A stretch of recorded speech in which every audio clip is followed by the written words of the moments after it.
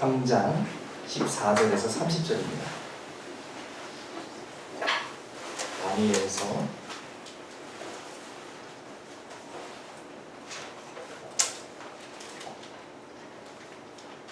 3장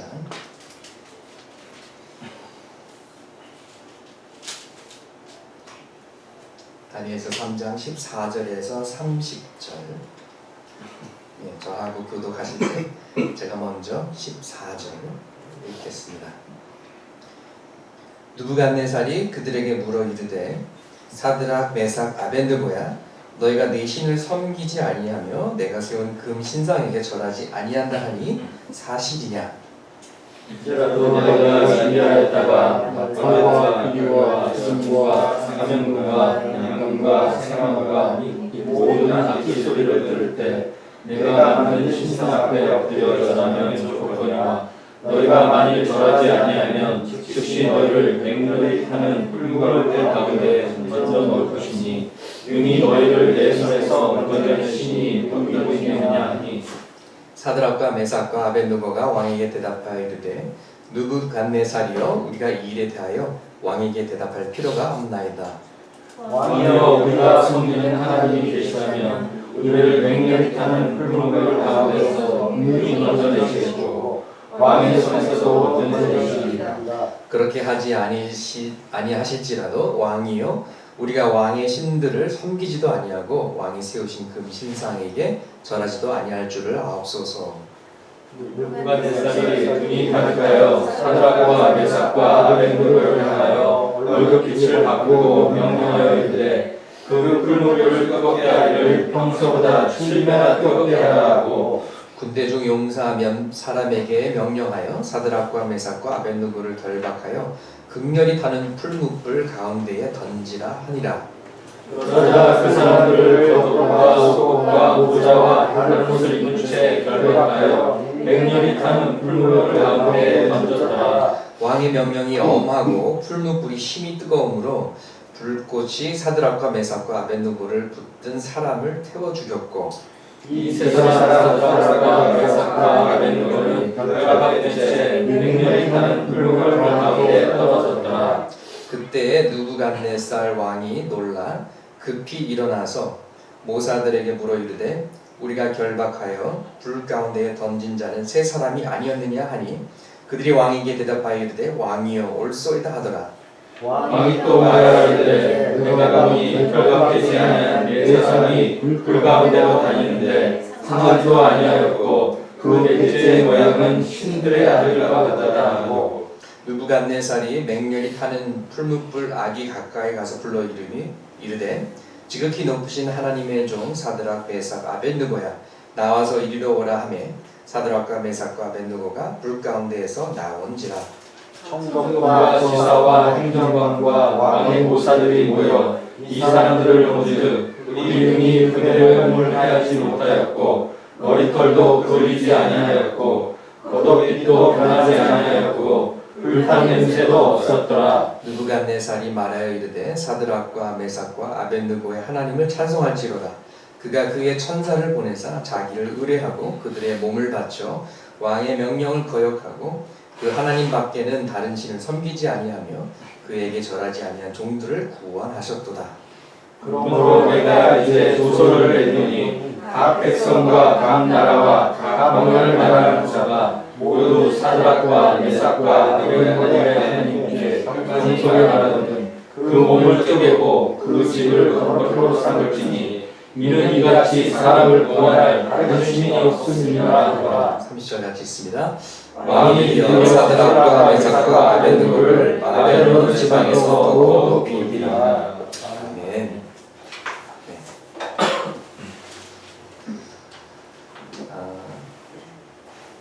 오늘 본문 말씀은 BC 600년 전에 있었던 일입니다. 예수님께서 태어나시기 600년 전에 있었던 그런 이야기들입니다. 그 당시 바벨론이 최강국이었고요. 바벨론 제국 이렇게 주변의 나라들을 침략해서 정복하면서 하나씩 영토를 넓혀가면서 식민지로 만들고 큰 제국을 만드는 중이었습니다. 그래서 이제 몽골에 징기스칸이 있었다면 바벨론에 느부갓네살이 왕이 그 역할을 했던 것이죠. 근데 그 식민지를 정복하는 그 정책이 어떤 것이냐면은 그 나라의 프로페셔널 클래스, 그 나라의 사회 그 상류층들을 포로로 잡아가는 거였습니다.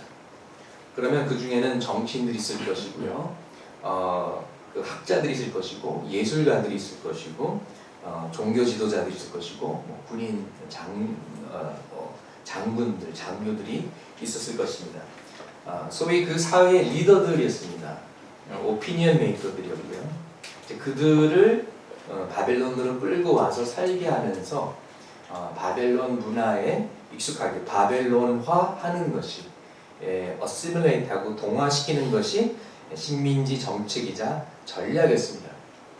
그래도 1세대 중에서는 다소 저항적인 그런 사람들이 있더라도 2세대, 3세대로 넘어가면서 자기 자신들의 문화라든지 신념이라든지 가치 등을 서서히 상실하고 바벨론의 문화가 아주 편한, 바벨론에서 태어나서 바벨론에서 교육받고 안티 바벨론이 아닌 프로 바벨론이 되게끔 하는 것이, 그래서 온전히 바벨론 시민이 되고 바벨론에 충성하는 자들로 만드는, 이것이 바벨론의 식민지 정책이었던 것입니다.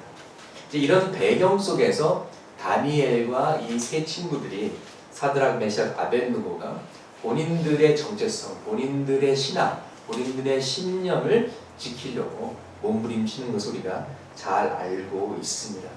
그래서 1장에서는 우상에게 바쳐졌던 고기와 술을 먹지 않죠. 위험을 무릅쓰고 그것을 합니다. 신앙을 지키기 위해서. 또 다니엘도 평생 하루에 3번씩 예루살렘을 향해서 기도하는 그런 경건한 습관이 있었는데, 다니엘을 질투하는 자들로 향하금 이상한 법이 만들어졌고, 본인이 잡힐 수 있는 그런 위험을 알고서도 계속해서 그 경건의 시간, 기도의 시간을 지키고, 그래서 사자의 뿔에 던져지기도 하는 것이 이제 6장에 이제 나와 있는데, 오늘 또 3장에 또 목숨을 무릅쓰고 이 위험한 상황에서 자신의 신앙을 지키는 그런 모습이 나오고 있습니다.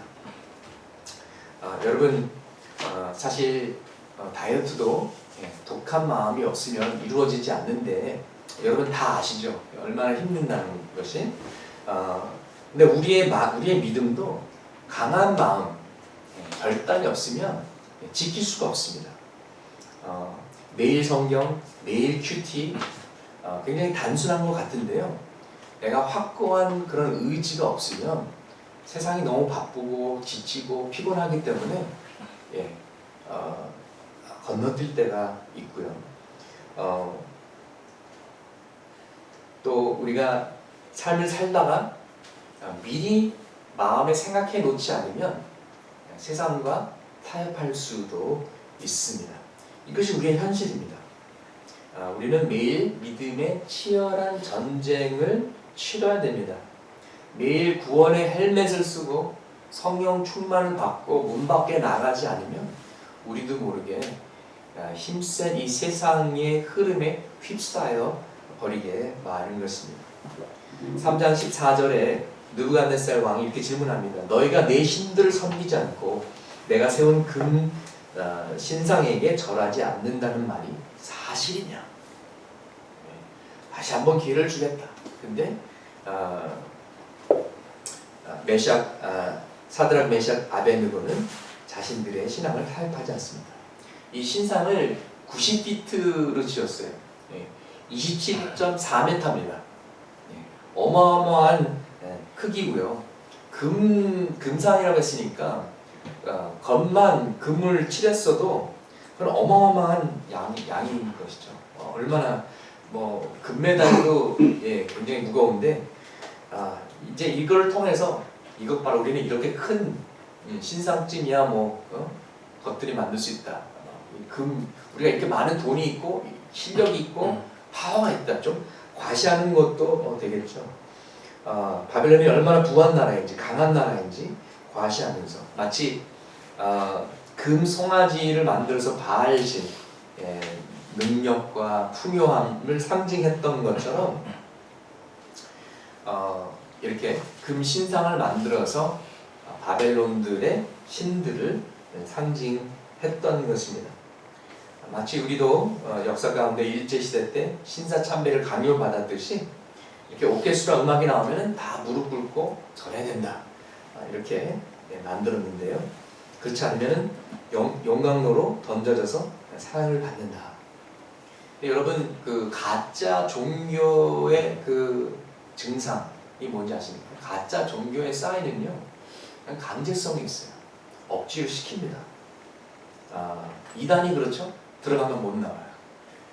사람들 못 만나게 해요. 친구들 관계를 다 끊으라고 그래요. 여러분의 자유의지와 선택이 존경받지 않습니다. 자유라는 것은 없습니다. 그리고 믿지 않으면 칼을 들이대고 죽인다고 협박을 합니다. IS가 그렇죠. 이슬람이 그렇죠. 가짜 종교일수록 더더욱 그런 것입니다. 그러나 기독교는 우리가 아는 바 사랑의 종교입니다. 존중해 줍니다. 전도를 했는데 받아주지 않아도 그래도 계속 사랑하고 품어줍니다. 많은 사람들이요, 언제 상처받는 줄 알아요?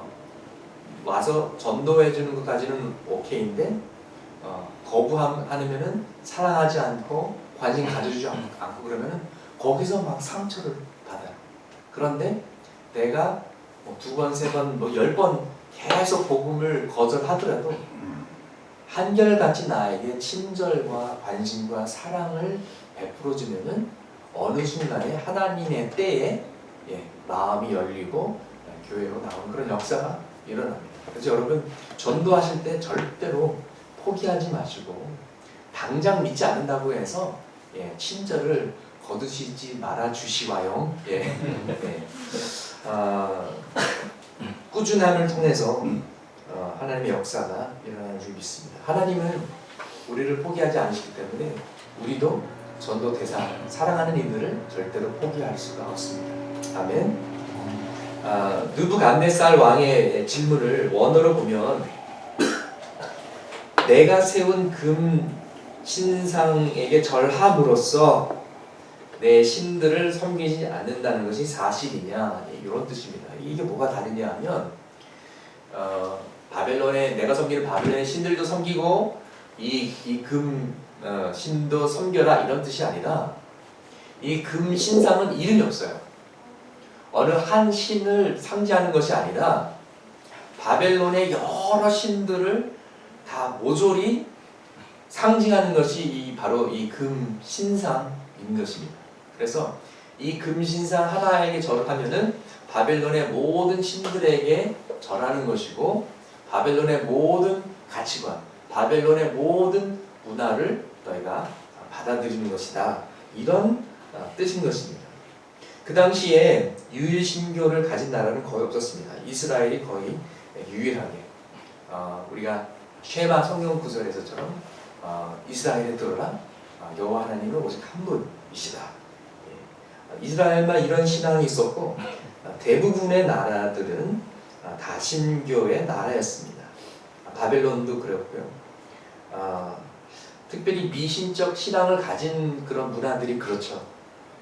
바다에 나가야 되는 어부들은 바다의 신에게 이제 제사를 드려야 되고 심청전도 뭐 이제 그런 배경에서 나온 것이죠.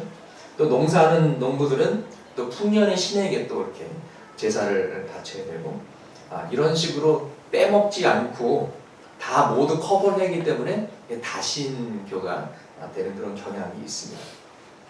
그래서 금신상은 바벨론의 모든 신들을 상징하고요.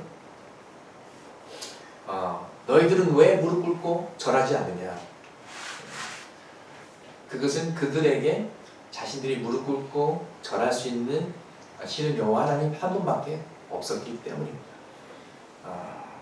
우리도 마찬가지입니다. 그리고 결국 주님께서 오실 때, 주님께서 재림하실 때 믿는 자든지 믿지 않는 자든지 하나님께서 예수님께 모든 이름 위에 뛰어난 이름을 주셨기 때문에 하늘에 있는 자들이나 땅에 있는 자들이나 땅 아래에 있는 모든 자들로 하여금 무릎을 예수의 이름에 꿇게 하신다라고 말씀하셨습니다. 바벨론 제국은 여러 나라, 여러 문화, 여러 신이 섞여 있는 것을 느부갓네살도 알고 있었어요. 그래서 온 제국을 하나로 연합하는 정책으로 그래, 이 금신상은 모든 신들을 상징한다. 절하라. 당신이 섬기는 신 대신 내가 섬기는 신들을 섬기라는 것이 아니라 당신이 섬기는 신도 섬기되 우리가 섬기는 신도 섬겨라. 당신이 섬기는 신 플러스 내가 섬기는 신도 섬겨라. 바로 이런 제안이었던 것입니다. 이것이 오늘날의 다원주의죠. 플로럴리즘이죠. 제가 라오스에 단기 선교를 갔더니요, 이제 의료팀이 가서 이제 진료하고 환자들을 돌봅니다. 그럼 뭐 한의사도 가고, 뭐 치과도 가고, 뭐 내과도 가고. 그런데 이제 다 그거를 마친 다음에 맨 마지막 코스가 제가 이제 목회자로서 거기서 이제 안수기도를 해주는 거예요. 그래서 막 2시간, 3시간 계속 안수기도 하니까 땀도 나고 굉장히 힘들었는데 그래도 보람 있는 일이었습니다. 근데 딱 보면은 그 라오스 지역의 모슬렘들은 안수기도를 안 받고 그냥 가요. 나름대로 확신이 있어요. 그런데 불교 믿는 사람들은 이제 안수기도 받고 가고요. 심지어 주지 스님도 저한테 안수기도를 받고 갔습니다. 이게 유일 신교와 다일 신교의 차이예요. 그 불교 믿는 자들은 내가 부처를 통해서도 복을 받고 예수를 통해서도 복을 받는다. 이런 마인드가 있는 것이 이게 다윈주의인 것입니다. 오늘날 우리가 사는 사회가 이제 그런 마인드죠. 누구한테 기독교가 유일한 진리라고 강요하지 말라. 당신은 예수 믿고 구원받고 이 사람들은 부처 믿고 구원받고 저 사람들은 모하마드와 알라 믿고 구원받고 그렇게 하게 해라. 이렇게 주장하는 것입니다. 저희는 가끔 남미라든지 아프리카라든지 그런 데 갔을 때 깜짝깜짝 놀랄 때가 있습니다. 왜냐하면 기독교가 들어가긴 들어갔는데 거기에 토착화 되는 과정에서 원래 있었던 뭐 미신이나 원래 그 토종 종교 같은 거하고 막 짬뽕이 돼가지고 믹스가 돼가지고 변질된 그런 기독교를 보거든요. 예를 들어서 IT 같은 데 가면은 부두 같은 게 있습니다. 뭐 인형 같은 데다가 막 바늘 꽂고 막 저주하고 그런 거 있죠. 그거하고 기독교하고 섞여가지고요. 가면은 십자가 놓고 막 닭 목 빼가지고 피 뿌리고 그리고 막 이게 막 부두하고 이게 다 짬뽕이 됐어요. 우리한테는 너무 충격이거든요. 너무 쇼크거든요. 그런데 만약 사도 바울이나 초대교인들이 한국교회에 왔다면 비슷한 쇼크가 있지 않을까. 그것이 기복신앙입니다. 기복신앙은 원래 복음 플러스 원래 한국에 있었던 그런 샤머니즘이라든지 이런 요소들이 다 들어가서 100년 전 우리가 예수를 몰랐을 때 물 떠다 놓고 뭐 나무신 앞에서라든지 비나이다 복을 주소서 이 모습하고 수능 시험 전에 막 아이들을 위한 새벽기도라든지 비나이다 복을 주소서 교회에 와서 기도하는 모습이나 별 차이가 없다라는 것이죠. 그래서 복음은 기복신앙으로 인해서 한국교회에서 변질되었습니다. 우리의 필요를 위해서 기도하지 말라는 말씀이 아닙니다. 우리의 일용할 양식을 구해야 될 것이고요. 그렇지만 복 자체가 신이 돼서는 안 되는 거죠. 신격화되면 하나님보다 더 중요하면 안 되는 것입니다. 복의 정의가 예수 그리스도를 알고 예수 안에서 구원받고 하나님의 인자심, 하나님의 은혜 이런 것이 진정한 복이 돼야 되는데 무슨 직장에서의 프로모션이라든지 어떤 세상적인 가치관과 똑같은 그런 것들이 되어서는 안 된다라는 것입니다. 오히려 물질의 풍성함은 꼭 축복이 아니라 저주가 될 수가 있습니다. 여러분 로또 당첨한 사람들의 그 스토리를 추적해 보면은요 거의 다 불행하게 끝납니다. 돈 때문에 이혼하고요, 돈 때문에 식구들 막 친척 사이들이 막 원수지간이 되고 뭐 마약하게 되고 파산하게 되고 이런 스토리들이 비일비재합니다. 돈을 사랑하는 것이 모든 악의 뿌리라고, 부자가 되려는 욕심은 위험한 것이라고 성경은 경고하고 있습니다. 그래서 바벨론에서는 이렇게 개인의 신앙을 지켜라, 그렇지만 공공장소에서는 모두 바벨론이라는 가치로 하나가 되어야 된다, 이렇게 요구했던 것입니다. 굉장히 상당히 논리적인 설명이죠. Privatize your faith. Keep it to yourself. 뭐 집에서 마음껏 뭐 누구를 믿든지 누구를 예배하든지 개인의 신앙은 개인의 소유로 혼자 조용히 믿고 사회에 나와서는 금신상에게 절하라. 다른 사람과 똑같이 행동하고 혼자서 유별나게 튀지 말아라. 회사 회식하는데 다 술 마시는데 왜 너만 굳이 너만 교회 다니냐? 왜 너만 안 마시냐? 그리고 또 비즈니스 하다 보면 다 뇌물 주고 받고 법도 살짝 어기고 그러는데 왜 너만 브레이크 밟으냐? 왜 혼자서만 잘난 척하냐? 이런 프레셔들이 있다는 거죠. 얼마나 한국 사회가 정부가 썩었으면 김영란 법까지 생겼겠습니까? 제가 김영란 법이 뭔가 이렇게 한번 찾아봤더니 이렇게 정의를 하더라고요. 이 법은 공직자 등에 대한 부정 청탁 및 공직자 등의 금품 등의 수수를 금지함으로써 공직자 등의 공정한 직무 수행을 보장하고 공공기관에 대한 국민의 신뢰를 확보하는 것을 목적으로 한다.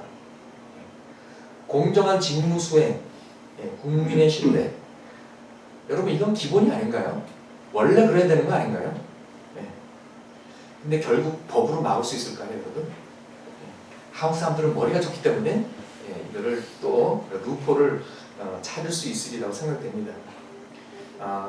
해결책은요, 복음을 통해서 자신이 죄인임을 깨닫고 하나님의 진리로 철저히 회개하고 성령으로 거듭나는 것밖에 없습니다. 그렇기 때문에 복음만이 소망이고요, 교회만이 이 땅의 소망인 줄 압니다. 믿습니다. 아멘.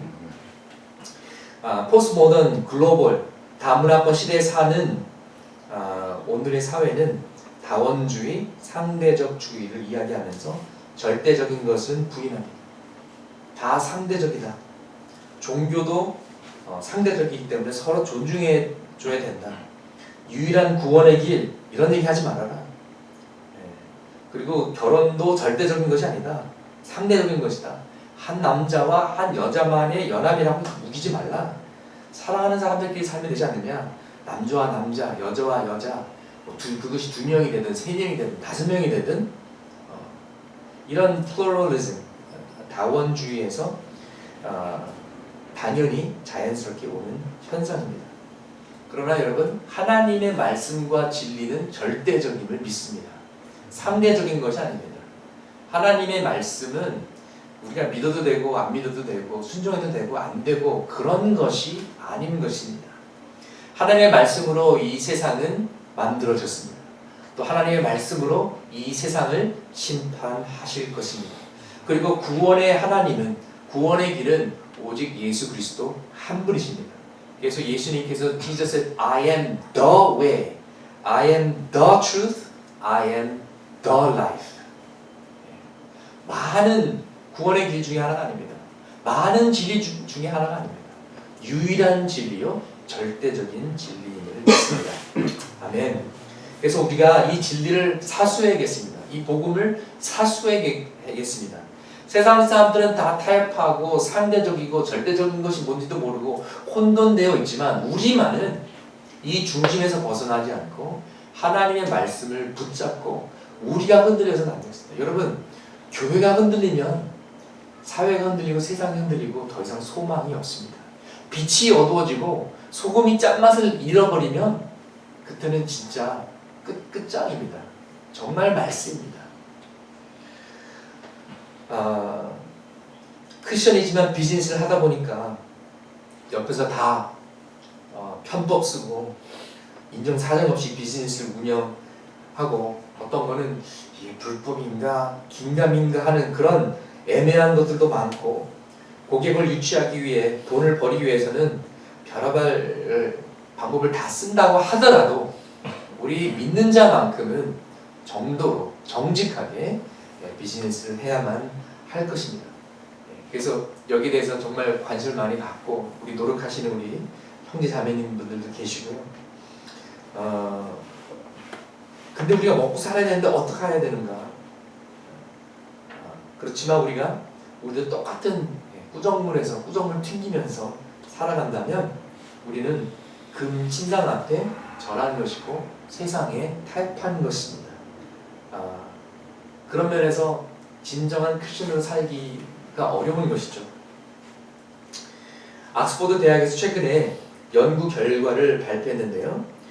Premarital Sex in America, 미국에서의 혼전 성관계에 관한 그런 연구였습니다. 아직 결혼하지 않은 대학교 다니거나 대학교를 졸업한 18세에서 23세 남성을 대상으로 많은 정말 아주 큰 연구였습니다. Massive study. 두 그룹으로 나눴는데요. 한 그룹이 자라난 그 환경과 문화는 혼전 성관계도 괜찮다, 아무런 문제 없다, 이런 개방적인 생각과 태도를 가졌고 거기서 자라난 사람들이고요. 두 번째 그룹은, 다른 그룹은 그 반대로 보수적이거나 뭐 교회를 나갔거나 이런 입장을 가진 그 혼전 성관계는 안 된다, 이런 입장을 가진 환경에서 자란 자들이었습니다. 그런데 첫 번째 그룹은요, 혼전 성관계가 괜찮다, 아무 문제 없다 라고 생각하는 환경에서 자란 사람들의 결과는 77% 혼전 성관계를 가졌습니다. 근데 놀라운 것은 두 번째 그룹, 더 보수적인 그룹도 72% 혼전 성관계를 가졌다는 것이죠. 77%, 72% 거의 비슷합니다. 이것은 아무리 교회에서 혼전 성관계는 죄다라고 가르침을 받았어도 사실상 삶에서 사는 방식은 세상 사람들과 똑같다라는 것입니다. 아무리 개인적으로 신앙을 가졌어도 사회에서, 세상에서 그렇게 살지 않으면 아무 소용이 없다라는 것입니다. 그것이 바로 금신상에 절하는 것이고 세상의 우상들에게 절하는 것입니다. 마태복음 25장에 보면 하나님께서 심판의 날에 모든 사람을 두 그룹으로 나눕니다. 양과 염소로 나눕니다. 근데 이 두 그룹의 차이가 뭔지 아세요, 여러분? 두 그룹이 다 예수님 믿었어요. 두 그룹이 다 교회 다녔어요. 하나님 믿었어요. 근데 뭐가 차일까요? 한 그룹은 그 믿음을 가지고 행했고 순종을 했고, 다른 그룹은 믿음만 가졌어요. 여러분, 행함이 없는 믿음은 어떤 믿음이죠? 죽은 믿음. 크리스천이 아닌 것이죠. 제자가 아닌 것이고요. 그냥 팬이에요. 그냥 종교인이고 하나님의 백성이 아닌 것입니다. 그래서 예수님께서 염소들에게 이런 말씀을 하셨죠. 저주를 받은 자들은 나를 떠나 마귀와 그 사자들을 위하여 예비된 영원한 불에 들어가라. 내가 줄일 때에 너희가 먹을 것을 주지 아니하였고, 목마를 때에 마시지 하지 아니하였고, 나그네 되었을 때에 영접하지 아니하였고, 헐 벗었을 때에 옷 입히지 아니하였고, 병들었을 때와 옥에 갇혔을 때에 돌보지 아니하였느니라. 제 아내와 제가 한국에 와서 보니까 지하철 타고 다니니까 노숙자들도 많고 도움이 필요한 자들이 많다. 지금도 여전히 껌 팔고 펜 팔고 볼펜 팔고 이러는 사람들이 있고요. 어떤 친구들은 뭐 다리 쩔뚝거리면서 뭐 종이 같은 거 이렇게 막 돌리고 그래요. 어떤 사람은 뭐 찬송가 같은 거 이제 음악 틀어놓고 이제 돈 달라고 그러고. 그래서 저희는 저 사람이 진짜인가, 흉내를 내는 건가, 이런 거 걱정하지 않고요, 신경 쓰지 않고 그냥 항상 1,000원짜리 5,000원짜리를 가지고 다닙니다. 그리고 조금이라도 도우려고 이제 노력을 하고요. 또 마야가 미혼모로서 저희 교회에 왔을 때 여러분들이 모두 친절과 사랑으로 감싸 주시고 받아주셔서 얼마나 감사한지 모릅니다. 제 아내는 이런 얘기를 하더라고요. 마치 2000년 전에 숙박할 곳을 찾지 못했던 미혼모 마리아가 생각이 났다고. 마야 이런 게 비슷하죠? 오늘도 마야가 사과 좋아한다고 해서 사과 좀 이렇게 갖다 주고 그랬는데요. 예수님께서 너희가 여기 내 형제 자매 중에 지극히 작은 자 하나에게 한 것이 곧 내게 한 것이니라. 아멘. 근데 정말 양복 잘 입고 멋있게 올 수도 있어요. 예수님께서. 그 사람은 물질적으로는 필요한 게 없어. 그렇지만 그의 영혼은 거질 수가 있습니다. 사람 결핍증에 시달리고 너무나 외롭고 너무나 격려의 말이 필요하고 지금 그런 상황일 수가 있습니다.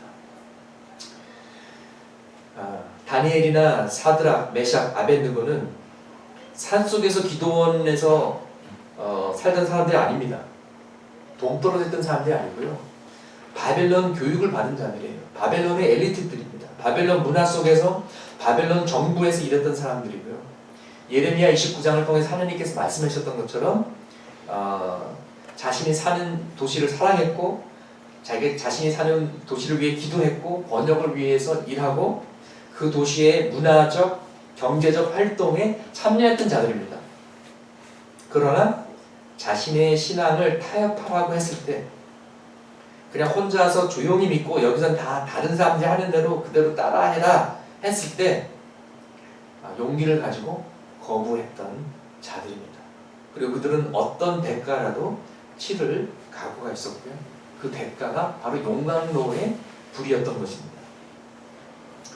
여러분도 이 바벨론 같은 이 사회에서 세상에서 살면서 그런 프레셔를 느끼지 않으시나요? 우리의 기독교 신앙을 타협하라고 좀 양보하라고 그런 프레셔를 느끼시죠?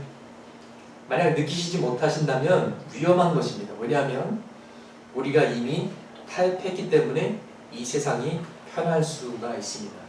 아파트 보니까 이 편한 세상이 있던데요. 이 세상이 편하면 우리가 싸우지 않는 것입니다. 너무 편하면 안 됩니다. 물살과 함께 흘러가는 물고기는 죽은 물고기고요. 그러나 살아있는 연어는 물을 거슬러 올라가는 것처럼 크리스천들도 이 세상의 가치관과 싸워야 되고 거슬러 올라가야만 되는 것입니다. 우리의 가치는 세상의 가치관과 다르기 때문에 그렇습니다. 사드락, 메샥, 아벳느고의 믿음은 금메달 믿음입니다. 그들의 고백이 얼마나 아름답습니까? 17절, 18절을 보십시오. 이렇게 대답했습니다. 왕이여, 우리가 섬기는 하나님이 계시다면 우리를 맹렬히 타는 풀무불 가운데서 능히 건져내시겠고 왕의 손에서도 건져내시리이다.